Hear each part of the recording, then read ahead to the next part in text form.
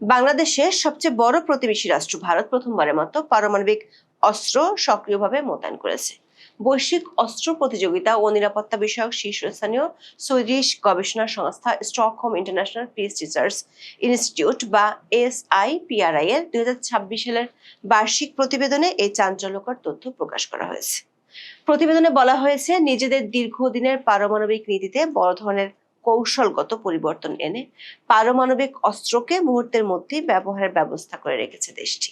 যার অর্থ হলো, এতদিন ভারতের কাছে পরমাণু বোমা থাকলেও সেগুলোর মূল অংশ বা পেট সিভিলিয়ান ল্যাব থেকে এনে ক্ষেপণাস্ত্রের সাথে যুক্ত করে শত্রুর বিরুদ্ধে পাল্টা আক্রমণ করতে যে কয়েকদিন সময় লাগতো, ভারতের প্রতিরক্ষামূলক প্রতিক্রিয়া ব্যক্ত করার সেই সময় বা রিয়াকশন টাইম এখন কয়েক মিনিট বা সেকেন্ডে নেমে এসেছে। অর্থাৎ ভারত এখন যে কোনো মুহূর্তে তার সাবমেরিন বা স্থলভিত্তিক ক্যানিস্টার থেকে তাৎক্ষণিকভাবে আঘাত কিংবা পাল্টা আঘাত যে কোনোটি হানতে পারবে। শুধু তাই নয়, একসাথে জল, স্থল ও আকাশ পথে পারমাণবিক হামলা চালাতে সক্ষম। ভারতের মোট পারমাণবিক ওয়ারহেডের সংখ্যাও বেড়েছে। প্রশ্ন হলো, শান্তিকালীন সময়ে যে কাজটি পাকিস্তান করে না, এমনকি যুদ্ধকালীন সময় এখনো পর্যন্ত ইসরায়েলও করেনি, সেই কাজটি কেন ভারত করলো? এটি কি দক্ষিণ এশিয়ার ভূ রাজনীতিতে নতুন কোনো বার্তা দিচ্ছে? বিস্তারিত জানতে চলুন যাওয়া যাক বিশ্লেষণে।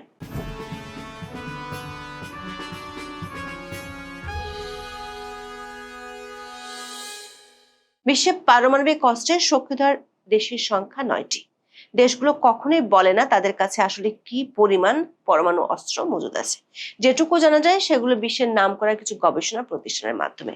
তেমন একটি প্রতিষ্ঠান হলো Stockholm international piece research institute বা SIPRI। সংস্থাটির 2026 সালের সর্বশেষ বার্ষিক প্রতিবেদন অনুযায়ী ভারতের পারমাণবিক বোমা বা ওয়ারহেড সংখ্যা 180 থেকে বেড়ে এখন প্রায় 190টিতে দাঁড়িয়েছে। এর মাধ্যমে পারমাণবিক অস্ত্রের সংখ্যার দিক থেকে পাকিস্তান, উত্তর কোরিয়া ও ইসরায়েলকে ছাড়িয়ে গেছে ভারত।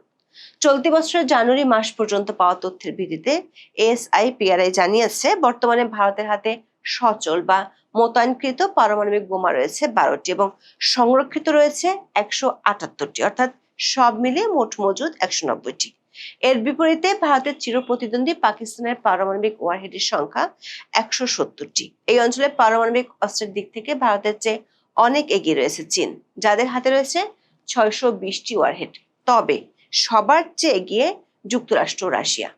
বিশ্বের সবচেয়ে বড় পারমাণবিক অস্ত্রের ভান্ডার রয়েছে রাশিয়ার কাছে। তাদের মোট পারমাণবিক বোমার সংখ্যা প্রায় 5420টি। এর মধ্যে সামরিক ব্যবহারের জন্য প্রস্তুত রয়েছে 4400টি, যার মধ্যে আবার 1796টি বোমা সরাসরি মোতায়েন বা সচল রয়েছে। রাশিয়ার ঠিক পরেই রয়েছে যুক্তরাষ্ট্র।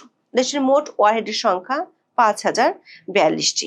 এর মধ্যে সামরিক মজুদ 3700টি এবং সরাসরি মোতায়েন রয়েছে প্রায় 1770টি। দর্শক, ভারতের পারমাণবিক কর্মসূচির সূচনা হয়েছিল মূলত একটি শান্তিপূর্ণ বেসামরিক পরমাণু শক্তি অর্জনের জন্য। তবে 1971 সালে বাংলাদেশের মুক্তিযুদ্ধ এবং চীনের ক্রমবর্ধমান পারমাণবিক হুমকি ভারতকে ভাবিয়ে তোলে এবং 1974 সালের 18 মে রাজস্থানের পোখরান মরুভূমিতে ভারত স্মাইলিং বুদ্ধ কোড নেমে প্রথম শান্তিপূর্ণ পারমাণবিক বিস্ফোরণ ঘটায়। এর প্রায় 2 দশক পর 1998 সালের মে মাসে তৎকালীন প্রধানমন্ত্রী অটল বিহারী বাজপেয়ী সরকারের আমলে ভারত অপারেশন শক্তি কোড নেমে পোখরান 2 নামক 5টি ধারাবাহিক পারমাণবিক পরীক্ষা সম্পন্ন করে নিজেদের একটি প্রকাশ্য পারমাণবিক অস্ত্রধারী রাষ্ট্র হিসেবে ঘোষণা করে। 1999 সালের আগস্ট মাসে ভারত তাদের প্রথম খসড়া পারমাণবিক নীতি প্রকাশ করে। 2003 সালের 4 জানুয়ারি ভারতের ক্যাবিনেট কমিটি অন সিকিউরিটি দেশটির আনুষ্ঠানিক পারমাণবিক মতবাদ চূড়ান্ত করে, যেখানে 3টি মূলনীতি ছিল। ঐতিহাসিকভাবে 1998 সালের পোখরান 2 পারমাণবিক পরীক্ষার পর থেকে ভারতের কৌশলগত নিরাপত্তা নীতি মূলত একটি বিচ্ছিন্ন বা ডিম্যাটেড কাঠামোর উপর প্রতিষ্ঠিত ছিল। এই নীতি অনুযায়ী শান্তিকালীন সময়ে পারমাণবিক ওয়ারহেড বা বোমার মূল অংশগুলোকে ক্ষেপণাস্ত্র, বোমারু বিমান বা লঞ্চার থেকে সম্পূর্ণ আলাদা করে ভিন্ন ভিন্ন অত্যন্ত সুরক্ষিত ও কেন্দ্রীয় বেসামরিক নিয়ন্ত্রণে থাকা গুদামে সংরক্ষণ করা হতো। এই বিকেন্দ্রীভূত সংরক্ষণ পদ্ধতির উদ্দেশ্য ছিল ভুলবশত পারমাণবিক যুদ্ধ এড়ানো, অনুমোদনহীন উৎক্ষেপণ ঠেকানো এবং কঠোর বেসামরিক রাজনৈতিক নিয়ন্ত্রণ বজায় রাখা। কিন্তু 2026 সালের SIPRI ইয়ারবুকের মূল্যায়ন অনুযায়ী ভারত এই নিষ্ক্রিয় নীতি থেকে সরে এসে তাদের ক্রমবর্ধমান পারমাণবিক ট্রায়াডকে একটি উচ্চতর এবং সদা প্রস্তুত সামরিক অবস্থানে উন্নীত করেছে। প্রতিবেদনটির বরাত দিয়ে সংবাদ মাধ্যম গালফ নিউজ বলছে, এতদিন পর্যন্ত ভারতের নীতি ছিল শান্তিকালীন সময়ে তাদের পারমাণবিক ওয়ারহেড এবং সেগুলো বহনের ক্ষেপণাস্ত্র বা লঞ্চারগুলো আলাদা আলাদা সুরক্ষিত জায়গায় সংরক্ষণ করা। কিন্তু সম্প্রতি ভারত তাদের সেই রণকৌশল পরিবর্তন করে অন্তত 12টি পারমাণবিক ওয়ারহেডকে সরাসরি উৎক্ষেপণ ব্যবস্থার সঙ্গে যুক্ত করে মোতায়েন করেছে। প্রতিরক্ষা বিশেষজ্ঞদের ধারণা, ভারত তাদের পারমাণবিক শক্তিচালিত ব্যালিস্টিক মিসাইল সাবমেরিন বা SSBN এর মাধ্যমে গভীর সমুদ্রে টহল দেওয়ার সময় এই অস্ত্রগুলো মোতায়েন করে থাকতে পারে। বিশেষ করে ভারতের সাম্প্রতিক INS অরিঘাট এবং INS অরিদমন নামক সাবমেরিনগুলোর সক্রিয়তা এই ধারণাকে আরো জোরালো করে তুলেছে। দর্শক, ভারতের পারমাণবিক বোমার 3টি মূলনীতির একটি হলো ক্যানন আপগ্রেডেবল মিনিমাম ডিটারেন্স, মানে ভারতের পারমাণবিক মজুদের উদ্দেশ্য হলো শত্রু রাষ্ট্রগুলোর সাথে কোনো ধ্বংসাত্মক সংখ্যাগত প্রতিযোগিতায় লিপ্ত হওয়া নয়, বরং শত্রুর মনে এই নিশ্চিত ভয় তৈরি করা যাতে ভারতের উপর হামলা চালালে তার পরিণতি হবে ভয়াবহ। আরেকটি মূলনীতি হলো নো ফার্স্ট ইউজ, অর্থাৎ ভারত কখনো কোনো যুদ্ধে প্রথম পারমাণবিক অস্ত্র ব্যবহার করবে না। তাহলে কেন এত বছর পরে এসে ভারত 12টি পারমাণবিক ওয়ারহেডকে এমন ভাবে প্রস্তুত করে রাখলো যেখানে চাইলে যে কোনো মুহূর্তে বোতাম টিপলিয়ে চলবে? বিশেষজ্ঞরা মনে করেন ভারতের অগ্নি 5 এবং অগ্নি প্রাইম ক্ষেপণাস্ত্রগুলো সম্পূর্ণভাবে ক্যানিস্টারাইজড এবং এগুলোর সফল পরীক্ষা প্রমাণ করে ভারত প্রযুক্তিগত কারণেই শান্তিকালীন সময়েও এই ক্ষেপণাস্ত্রগুলোর ভেতরে পরমাণু অস্ত্র একত্রিত অবস্থায় রাখছে। আবার সমুদ্রের শত শত ফুট গভীরতায় লুকিয়ে রাখা ভারতের পারমাণবিক শক্তিচালিত ব্যালিস্টিক ক্ষেপণাস্ত্র সাবমেরিন বা SSBN শত্রুর পক্ষে শনাক্ত করা বা ধ্বংস করা অসম্ভব। 2024 আগস্ট মাস থেকে ভারত 2টি আধুনিক নিউক্লিয়ার সাবমেরিন INS অরিঘাট এবং INS অরিদমন সক্রিয় করেছে।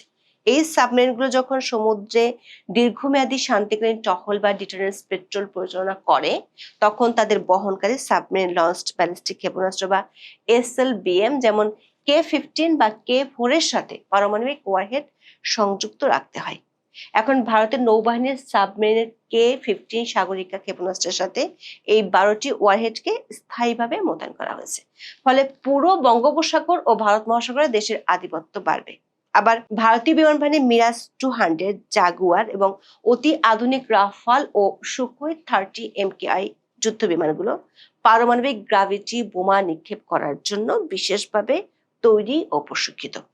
ভারতীয় সংবাদ মাধ্যম NDTV বলছে, ভারতের এই নীতি পরিবর্তনের মূল লক্ষ্য হলো চীন ও পাকিস্তানের বিরুদ্ধে নিজেদের পারমাণবিক প্রতিরোধ ক্ষমতা আরো জোরদার করা। বিশেষ করে দূরপাল্লার ক্ষেপণাস্ত্র ব্যবস্থা এবং সাবমেরিন প্রযুক্তির আধুনিকায়নের মাধ্যমে ভারত এখন যে কোনো পরিস্থিতিতে তাৎক্ষণিক পাল্টা আঘাত নিশ্চিত করতে চাইছে। এতদিন যুক্তরাষ্ট্র, রাশিয়া ও চীন ছাড়া আর কোনো দেশ শান্তিকালীন সময় পারমাণবিক ওয়ারহেড মোতায়েন করত না। SIPRI এর 2026 বার্ষিক প্রতিবেদন অনুযায়ী চীনের সামরিক মজুদে বর্তমানে যে 620টি পারমাণবিক ওয়ারহেড রয়েছে, তার মধ্যে 34টি শান্তিকালীন সময়ে সক্রিয়ভাবে মোতায়েন করা হয়েছে। এমনকি ইসরায়েলের কাছে যে 90টি পারমাণবিক ওয়ারহেড রয়েছে, তার সবকটি কেন্দ্রীয় গুদামে অত্যন্ত নিরাপদে সংরক্ষিত অবস্থায় রাখা হয়েছে এবং শান্তিকালীন সময়ে কোনোটি সক্রিয়ভাবে মোতায়েন নেই। আন্তর্জাতিক সংস্থাগুলোর রিপোর্ট অনুযায়ী ট্রায়াড সক্ষমতা, দূরপাল্লার ব্যালিস্টিক ক্ষেপণাস্ত্র এবং সাবমেরিন ভিত্তিক প্রতিরোধের দিক থেকে ভারত ইসরায়েলের চেয়ে অনেক বেশি অগ্রসর। আবার ভারত ও ইসরায়েল তাদের পারমাণবিক অস্ত্রের বিস্ফোরণ ঘটনার মূল জ্বালানি হিসেবে প্রধানত প্লুটোনিয়াম-239 ব্যবহার করে থাকে, যা অত্যন্ত ক্ষতিকর ও দীর্ঘস্থায়ী ধ্বংসযজ্ঞ চালাতে পারে।